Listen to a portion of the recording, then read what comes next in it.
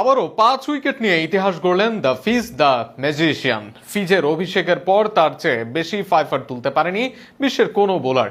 আজ একাদশে এসে প্রমাণ করলেন কেন তার প্রশ্নে কোনো আপোষ হয় না, কেন তার অপমানের জবাব দিতে গোটা একটা দেশ বিশ্বকাপই খেলতে চায় না। বোলিংয়ে আসলেন, উইকেট তুলে নিলেন, 2 মেডেনে ফাইফার তুলে নিলেন কাটার মাস্টার মুস্তাফিজুর রহমান। ফিজের 5 উইকেট নিয়ে থাকছে প্রতিবেদন। ফিজের অভিষেকের সময় থেকে অভিষেক হয়েছে এমন বোলারদের মধ্যে এতদিন সর্বোচ্চ ফাইফারের অধিকারী ছিলেন আফগান স্পিন ম্যাজিশিয়ান রশিদ খান।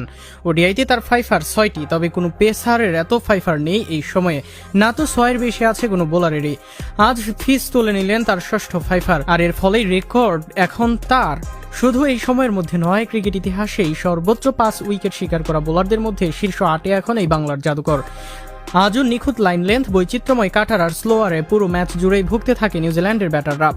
ইনিংসের শুরুতেই আঘাত হানেন মুস্তাফিজ। তৃতীয় ওভারের দ্বিতীয় বলে নিকোলসকে ফেরান তিনি। শর্ট লেন্থের একটু বাড়তি গতির বলে পুল করতে গিয়ে টাইমিং মিস করেন নিকোলস।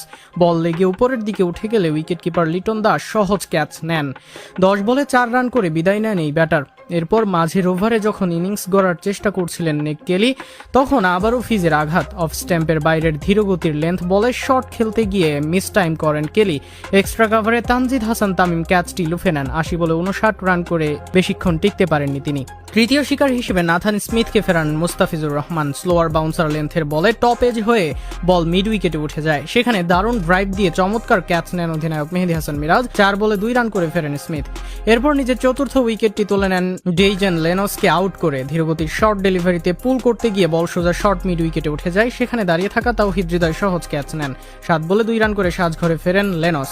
শেষ পর্যন্ত পঞ্চম উইকেটটি আসে উইলিয়াম রুককে বোল করে। ফুল লেন্থের সোজা বল খেলতে গিয়ে বাইরের এজ মিস করেন তিনি, আর বল সরাসরি আঘাত হানে স্ট্যাম্পে।